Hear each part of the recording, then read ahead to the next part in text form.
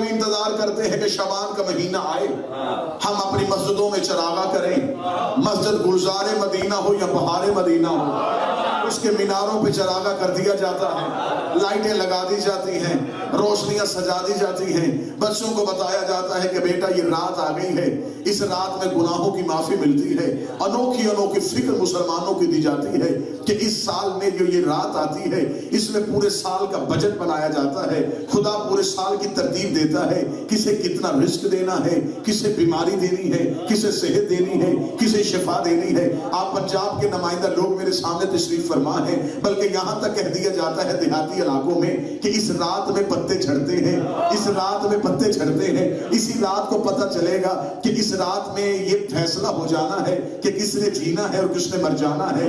اس کا مطلب ہے کہ دیہات کا مولوی ہو یا شہر کا مفتی ہو، یہ سارے مانتے ہیں کہ یہ فیصلوں والی رات ہے، یہ فیصلوں والی رات ہے، اس رات میں فیصلے ہوتے ہیں۔ ہمیں یہ تو بتا دیا گیا یہ فیصلوں والی رات ہے، یہ نہیں بتایا وہ فیصلے کرنے والی ذات کون سی ہے، وہ فیصلے کس کے ہاتھ سے کروائے جاتے ہیں، آخر یہ فیصلے ہوتے کیسے ہیں۔ میرا جی چاہتا ہے کہ میں آپ کو پہلے شعبان سناؤں، پھر یکم سناؤں، پھر 3 سناؤں اور پھر 4 سناؤں، جب بتایا جائے یہ برکتیں کس لیے ہیں، یہ عظمتیں کس لیے ہیں۔ بتایا جاتا ہے کہ اس رات میں پتے جھڑ جاتے ہیں، 100 سال کا بھی بوڑھا ہو اس کا بھی یہ جی چاہتا ہے کہ اوکھا سوکھا کسی طریقے سے اس رات میں کھڑا ہو جاؤں تاکہ اس سال بچ جاؤں، اس سال میری موت نہ آئے۔ انسان کو یہ خبر ہے کہ مر جانا ہے، انسان پھر بھی موت سے ڈرتا ہوا، زندگی سے پیار کرتا ہوا اس رات میں کسی کے آگے آ کے کھڑا ہو جاتا ہے کہ میرے مولا مجھے بخش دینا، میرے مولا مجھے معاف کر دینا۔ اب آؤ حافظان قرآن سے مسجد کے مولوی سے لے کے کعبے کے مفتی تک اس حسین کے ماتمی کا چیلنج ہے،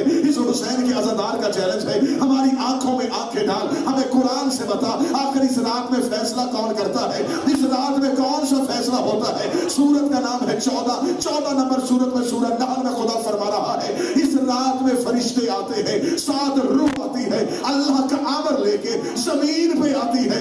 اللہ آسمان پہ رہتا ہے، فرشتے زمین پہ کیوں آتے ہیں؟ فیصلے تقدیر کے عرش میں ہوتے ہیں، فرشتے زمین پہ کیوں آتے ہیں؟ خدا نے کہا یہ اللہ کا امر لے کے زمین پہ اس لیے آتے ہیں کہ زمین پہ کوئی اولے الامر ہے۔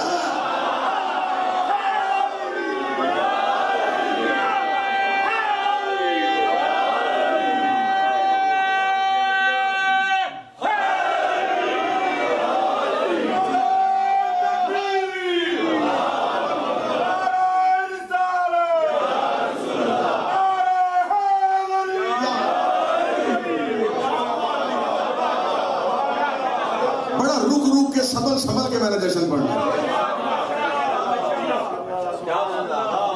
آخر زمین پہ کوئی اول الامر موجود ہے۔ خوش نصیب ہوتے ہیں وہ جن کا وارث ہو۔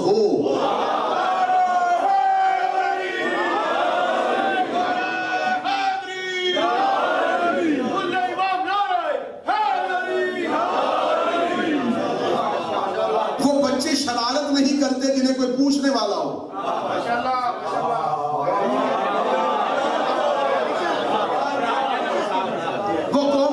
شریر نہیں ہوتی جن کا امام ہو، انہیں خبر ہوتی ہے کہ ہمارے ہر فعل کو ہمارا مولا دیکھ رہا ہے۔ خوش نصیب وہ ہوتے ہیں جن کا امام زندہ ہو، امام موجود ہو، اولے الامر زمین پہ موجود ہے، کیونکہ خدا قرآن میں کہتا ہے کہ فرشتے اس رات کو عرش پہ واپس نہیں جاتے۔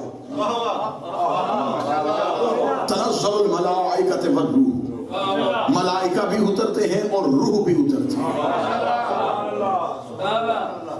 آتے ہیں زمین پہ امر لینے کے لیے۔ امر کہتے ہیں حکم کو۔ اب جو بول رہے ہیں یہ میرے ساتھ بولیے گا، اتنے کافی ہیں جتنے بول رہے ہیں۔ حاکم وہاں رہتا ہے، حکم یہاں سے آتا ہے۔ اب تو یہاں کے برٹش باؤن بچے ہیں وہ تھوڑے پریشان ہو جائیں گے، انہیں سمجھانے کے لیے ساتھ لے کے چلتے ہیں کہ یہاں آ کے وہ وارث سے اجازت کیوں لیتے۔ میری شہریت ہے پاکستان کی، ایسا آپ میں سے کثیر تعداد بلکہ سارے ہی یہاں کے شہریت دے چکے۔ اب میرے پاس وہاں پاکستان کی، میں نے چاہا کہ میں برطانیہ جاؤں، مجھے آنا تھا یو کے برطانیہ، تو میں نے آپ کے وزیر اعظم کو اپلیکیشن نہیں دی۔ اب تو سمجھ کے بولے وہ بولے میں نے کسی سے یہ نہیں پوچھا کہ مجھے برطانیہ کے وزیر اعظم تک پہنچاؤ تاکہ میں اس سے اجازت لوں کہ میں تمہارے ملک جانا چاہتا ہوں. میں نے جب لوگوں سے پوچھا کہ صاحب وہاں جانے کا طریقہ کیا ہے, انہوں نے کہا جی ان کا ایک نمائندہ یہاں ہے.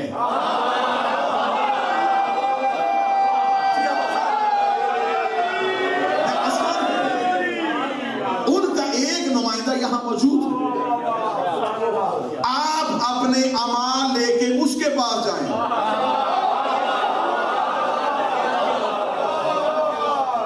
وہ آپ کے کاغذات کی جانچ پڑتال کرے گا, وہ دیکھے گا کہ کیا آپ اس قابل ہیں کہ وہاں جائیں. اب سر نہیں کھلانا, زبان سے بولیے گا. میں وہاں پہ اکڑ گیا, میں نے کہا حد ہو گئی ہے, وہاں حاکم کوئی اور, یہاں بیٹھے ہوئے کے پاس کیوں جاؤں. مجھے تو اخبارات اور ٹیلی ویژن نے یہی بتایا تھا کہ برطانیہ کا وزیر اعظم کوئی اور ہے, تو مجھے تو چاہیے کہ میں اس کے پاس جاؤں یا کوئن کے پاس جاؤں یا ملکہ کے پاس جاؤں. مجھے آپ اس کے پاس کیوں بھیج رہے ہیں؟ وہ کہے کہ تیرا دماغ خراب ہو گیا ہے, اسے اختیارات انہوں نے دیے ہیں.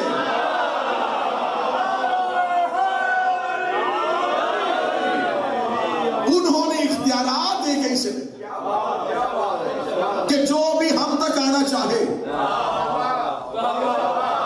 پہلے آئے گا تیرے پاس. اب زمانے کو یہاں سے بھی خبر نہیں ہوئی, اس دنیا کے اس پروسیس سے تم سیکھ لیتے کہ خدا نے اپنا ایک نمائندہ زمین میں بٹھایا ہوا ہے. خدا نے کہا تم عمل کرو گے, یہ دیکھتا چلا جائے گا. جب تم نے اللہ کی بارگاہ میں آنا ہوگا, سیدھے نہیں آؤ گے, پہلے اس کے پاس آؤ گے. یہ کہے گا تو میں لوں گا, ورنہ دوزخ میں پھینک دوں.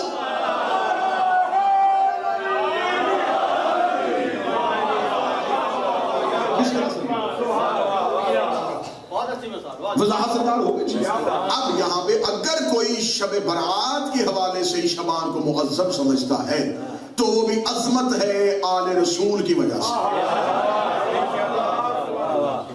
تم آل محمد سے ہٹ کے کسی چیز کی عظمت بیان کر ہی نہیں سکتے. دیکھیں کتنا بڑا معجزہ ہے میرے مذہب کے زندہ ہونے کا. ملک صاحب, میرے عقیدے کا دشمن بھی اپنے پیر سے نہیں مانگتا.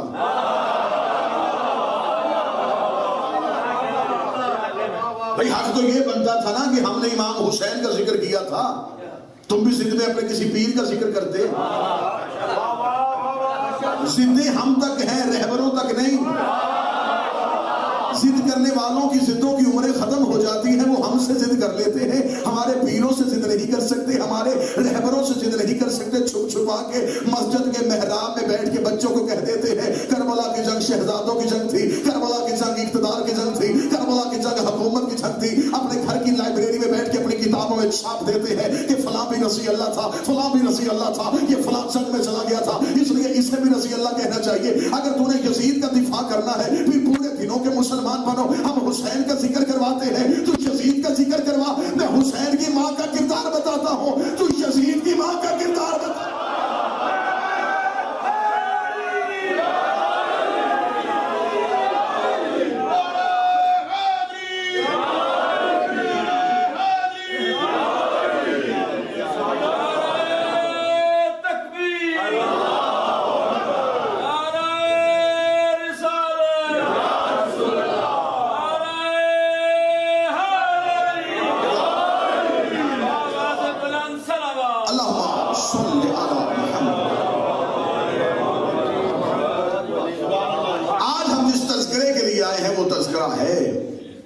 مالک کربلا کا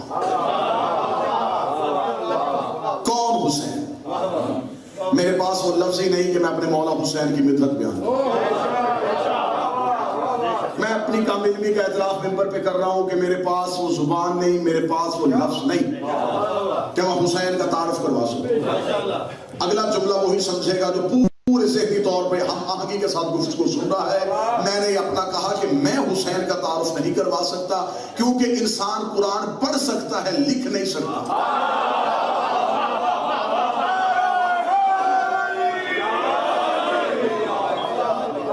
حسین پڑھنے کے لیے لہجوں کا توحید ہونا ضروری ہے. انہیں زیادتی دیکھو، سارے باہرلے بندے بول رہے ہیں، اولڈن کا کوئی بندہ نہیں۔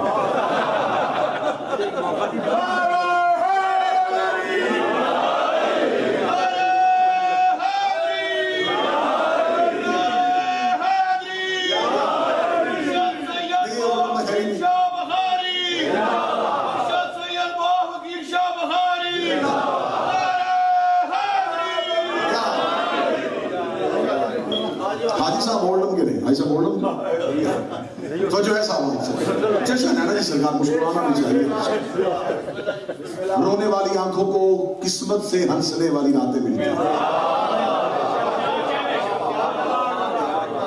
اور یہ دیکھیں کتنا بڑا ذکر ہے کہ ہمیشہ رونے والے کو کسی دوسرے موضوع سے ہنسایا جاتا ہے۔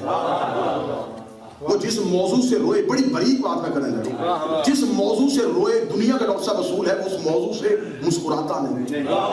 یہ معجزہ ہے آل محمد کا، ہم روتے بھی ان کے نام پہ ہیں۔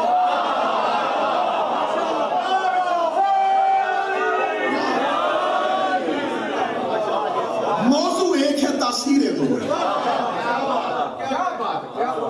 یہ ہے ہمارے وجدان کا تعلق۔ شیعہ گھر میں جنازہ بھی پڑا ہو اور آل محمد کی خوشی ہو، ہمیں غم بھول جاتا ہے۔ ہمارے گھر میں خوشی ہو، بیٹا پیدا ہو جائے اور محرم کی 7ویں ہو، نہ باپ خوش ہوتا ہے۔ ہماری خوشیوں کا تعلق آل محمد سے، ہمارے غموں کا تعلق آل محمد سے، اور یہی آل محمد اپنے نوکروں سے چاہتے ہیں۔ لہذا ہنسنے کی رات ہے، مسکرانے کی شب ہے۔ میرا مالک آپ کو اسی طرح پورا سال خوش رکھے۔ کون حسین؟ پہلا جملہ کہنے لگا ہوں اور یقین چاہوں گا کہ اس جملے پہ آپ اسی بلندی پہ جا کے جملے کو وصول کریں۔ محمد کے ہاتھ میں مقدر کی پہلی لکیر کو حسین کہتے ہیں۔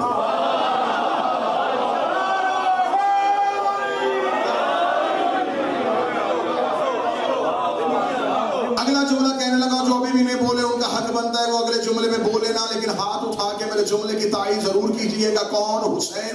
محمد کے ہاتھ میں مقدر کی پہلی لکیر کو حسین کہتے ہیں۔ اگلا جملہ تمہارے سجدہ ذکر کے لیے کہنے لگا ہوں، کون حسین؟ جس حسین کو سوچتے ہی مجرم کے ذہن میں معافی کی امید اٹھ پڑے، اسے حسین۔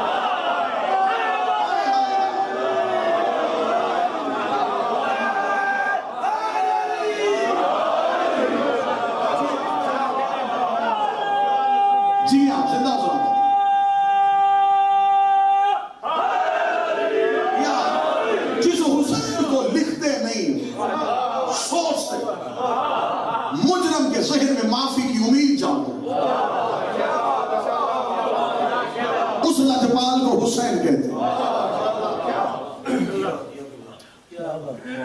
جو بادبان توحید کا یکتا ناخدا ہو،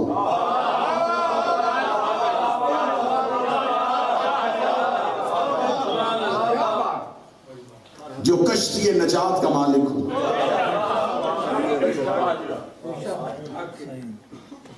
آج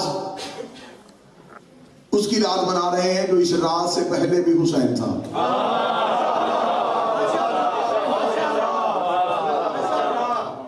یہ سورج چاند یہ تکوین کے مراحل ہیں۔ میں اکثر یہ کہتا ہوں کہ آل محمد کی خوشیاں یہ ہمارے پاس ہمارے دن ہیں، ہمیں منانے چاہیے، لیکن یہ چاند سورج یہ تکوین کے فاصلے یہ ہمیں سمجھانے کے لیے، ورنہ سورج اور چاند کی میرے پاس تو اردو ادب میں اتنی ہی مثال ہے، تھوڑا شاعری کے ساتھ شگف، تھوڑا ادب کے ساتھ تعلق کے لحاظ سے میں ایک جملہ کہتا ہوں کہ سورج کسے کہتے ہیں؟ ابو طالب کی حویلی کے گھر کے باہر پڑی ہوئی محرابوں کے اندر چمکتا ہوا چھوٹا سا چراغ ابو طالب کے بیٹے مشرق سے اٹھا کے مغرب میں رکھ دے تو شام ہو جاتا۔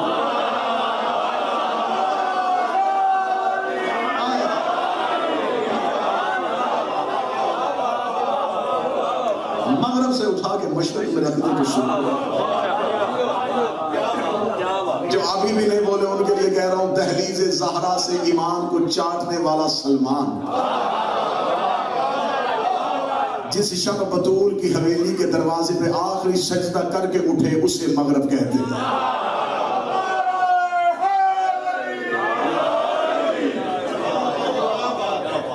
یہ 3 شعبان کے بعد حسین نہیں ہوئے، یہ 4 شعبان کے بعد عباس نہیں ہوئے، یہ 13 رجب کے بعد علی نہیں ہوئے، یہ 17 ربیع الاول کے بعد محمد نہیں ہوئے، یہ 15 رمضان کے بعد حسن نہیں ہوئے۔ یہ کوئی نہ سوچے، کوئی شیعہ اپنے عقیدے کے کسی ایک چھوٹی سی کوٹھی میں بھی اس بوسیدہ خیال کو نہ جانے دے کہ یہ آل محمد دنیا میں آئے تو ان کے نام رکھے۔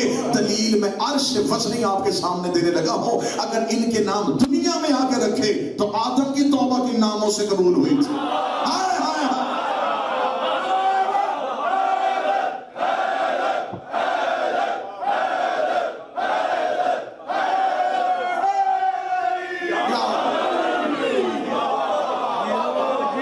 اگر حسین 3 شعبان کو حسین، اگر حسین 3 شعبان کو حسین ہوا تو آدم نے یا قدیم الاحسان بحق حسین کسے کہا تھا؟ ہے سے حسین نہیں، حسین سے ہے۔ میم خلق بھی نہیں ہوئی تھی، محمد تھا۔ عین خلق بھی نہیں ہوئی تھی، علی تھی۔ یہ حسین ہے تو آدم کے وقت بھی، بلکہ آدم کا وقت میں اس لیے کہہ دیتا ہوں کہ یہاں سے وقت شروع ہوا ہے۔ کب سے ہیں، کہاں ہیں، اس کے لیے میں ایک جملہ کہہ دیتا ہوں کیونکہ اگلا موضوع مشکل ہو جائے گا، اس لیے یہ آگے جو جس سرحد کو میں رکنے لگا ہوں اس کے آگے وادی شرک شروع ہو جاتی ہے۔ لہٰذا میں اسی دیوار مودت کے ایک کونے پہ چھپ کے بیٹھ کے ایک سجدہ ذکر کر دیتا ہوں جسے اس نے اپنی کبریائی کی تنہائی کے لیے خلق کیا ہے، اسے حسین کہا۔